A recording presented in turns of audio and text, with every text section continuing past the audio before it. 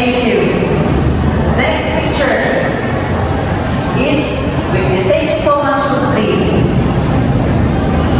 Next is teamwork. Now let's proceed to our discussion.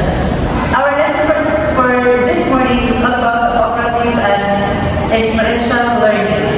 So now let's define what is cooperative learning. So cooperative learning allows many opportunities to develop learners in their personal skills, and it will give them experience in how they can properly interact with each other.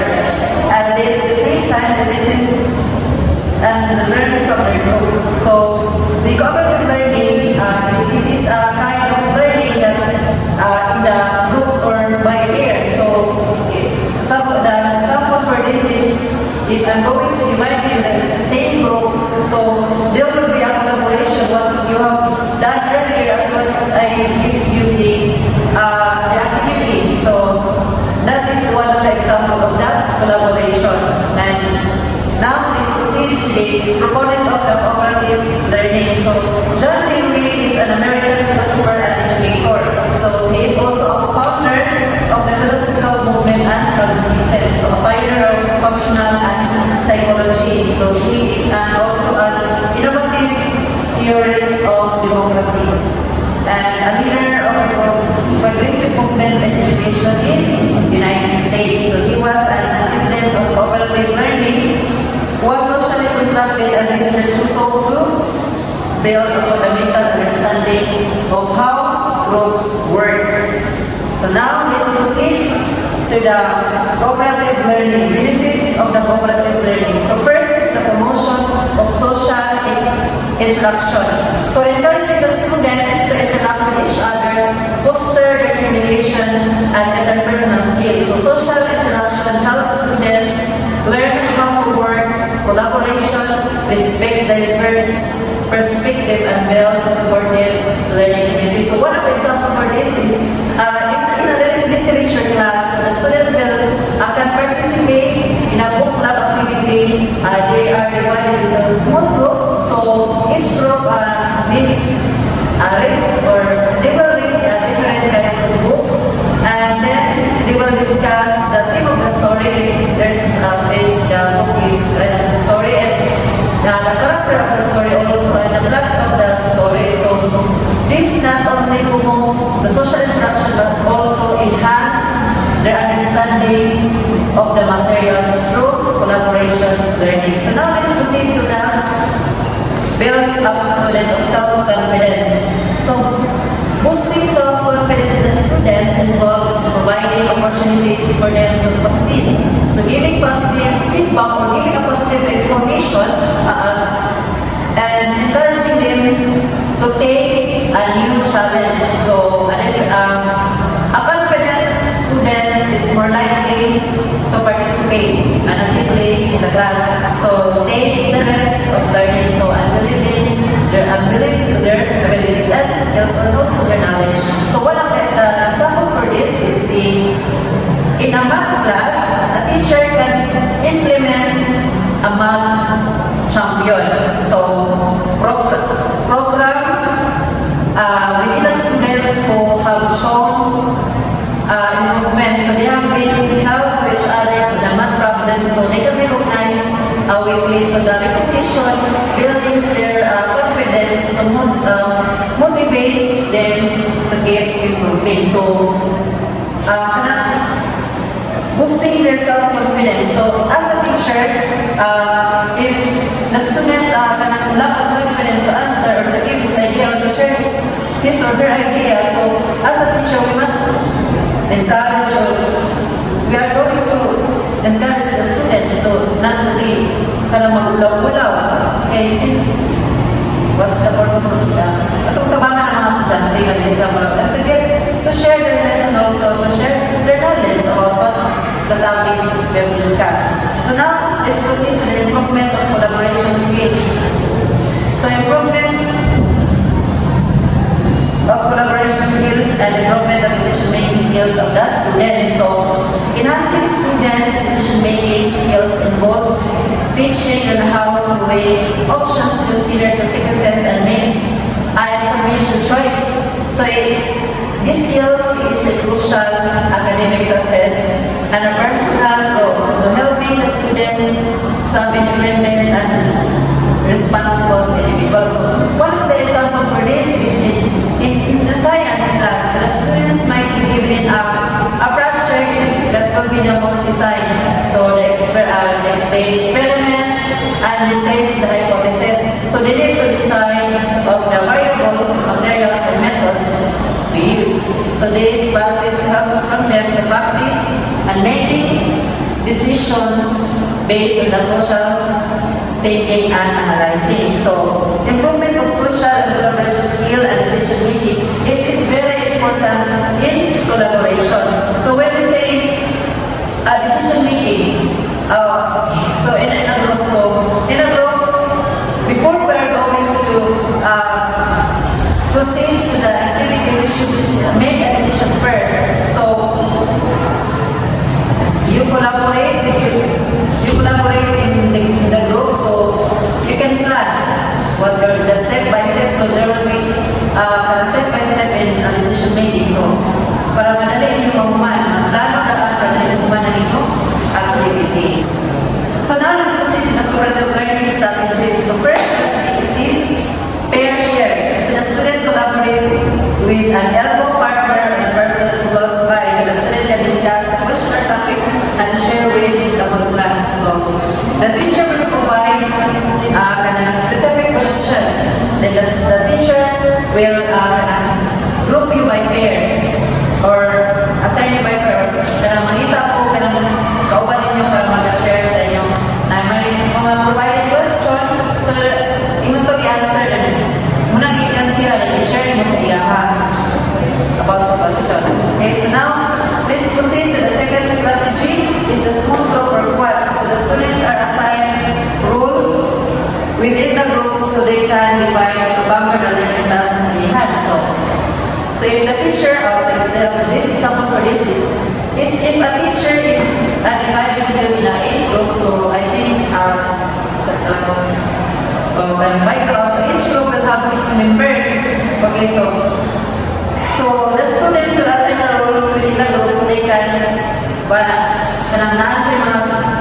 each member of the group kay naay kanang rules di ila kay umat kay tama lang magsulat lang sila sila dapat na sila yung collaboration within a school group.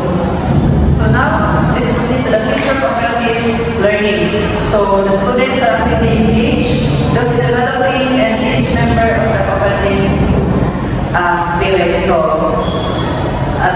what I have said earlier, so the students are actively engaged, collaborate to each other so they can padayon lang dito mahuman nila ang task na ginagawa sila teachers. Next is each member is challenged to give his or her best because it can create a healthy and competitive spirit. Of course, so each member is challenged to give his best. So in a group, so if you have the knowledge that's a certain activity, you are going to share to your groups.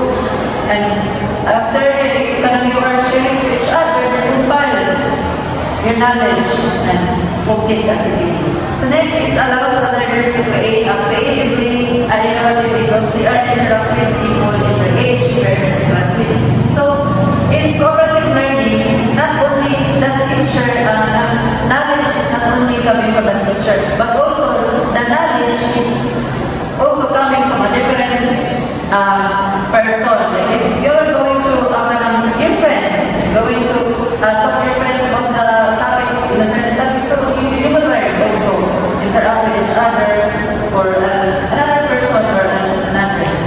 Okay, now it develops positive and light, open-mindedness, humanity, and things as well as listening skills.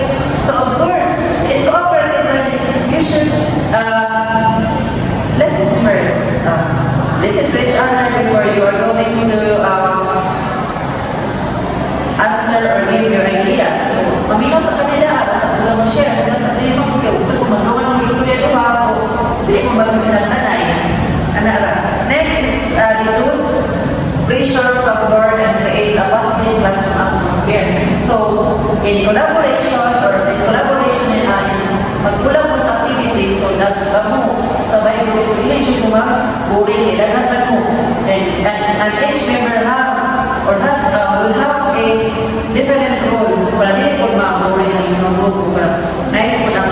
a positive classroom or atmosphere. So, siya ay positive learning environment.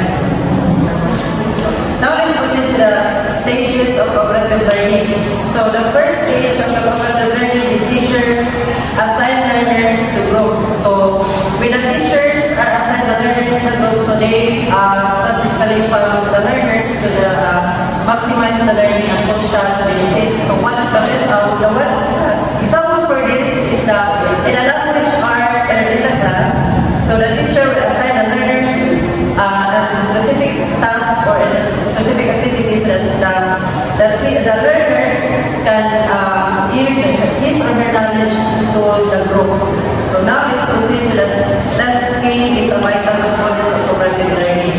So tasking involves learning, defining and distributing specific roles and responsibilities so within the group. So it ensures that every member has a meaningful part of the play and it contributes the group's success. So clear tasking promotes the accountability and the students develop organizational and leadership skills. So one example for this is in social studies.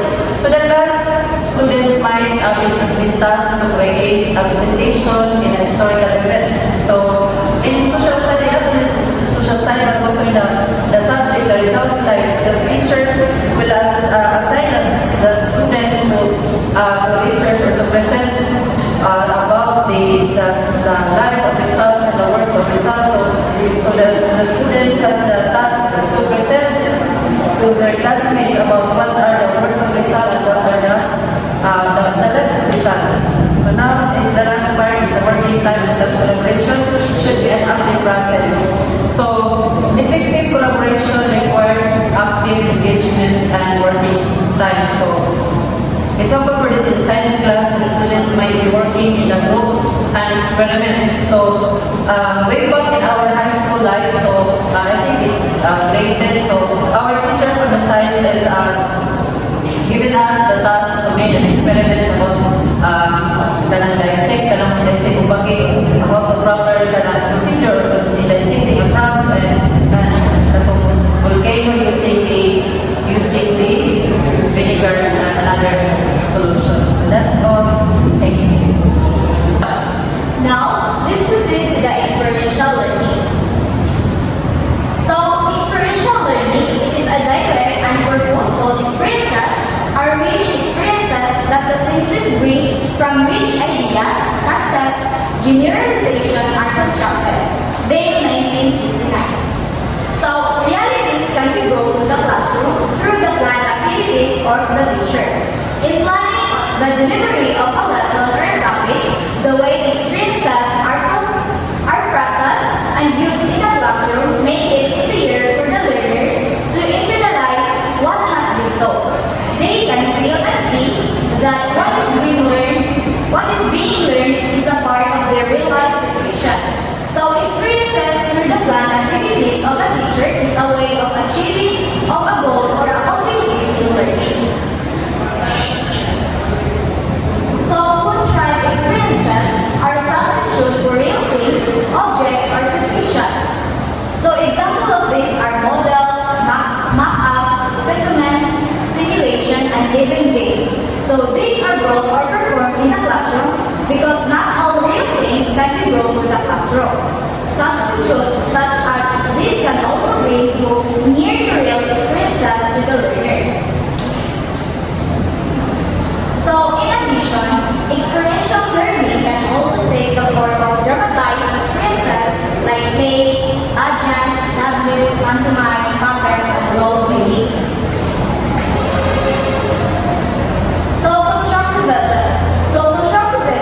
It is a very essential theory in the field of education. So, as previously mentioned, it sees the learners as a creator and innovator of the new concept. Learners are not empty-handed when they go to school. They have a lot of skills and even knowledge that are product of both their experiences and exposure to their immediate environment. So, when all these are put together with the new concept and learning provided in school, and new knowledge also result from them.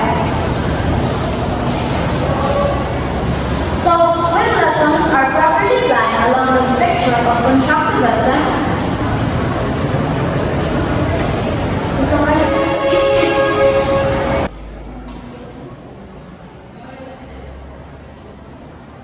So when lessons are properly planned along the spectrum of constructed lesson, the following are obtained. First is learners do not face situation when there is a problem solving involved. Second is learners also develop flexibility in thinking.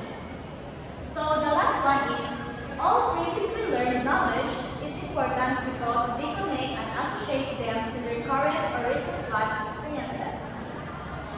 So one of the most significant contributions of constructive lesson is that it develops the interpersonal skills of the learners. Okay, so thank you for listening. So, is there any questions or clarifications? So, since wala na, so now let's proceed to our activity. So, our activity is titled Sama-sama Tayo. So, the same group, so this is the group 1, group 2, group 3, and group 4.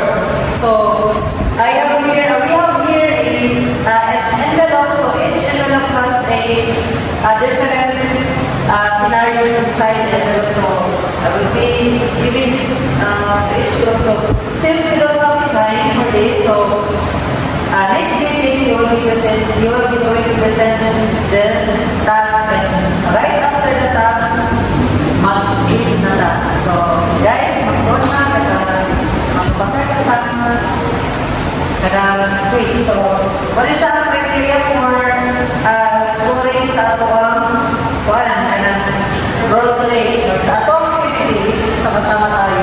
So, execution, coherence, and organization. So, in execution, so, naman nila ako respond nga kanang scores from 5 to 11 goals. So, in 5, so that was very executive. So, of course, it's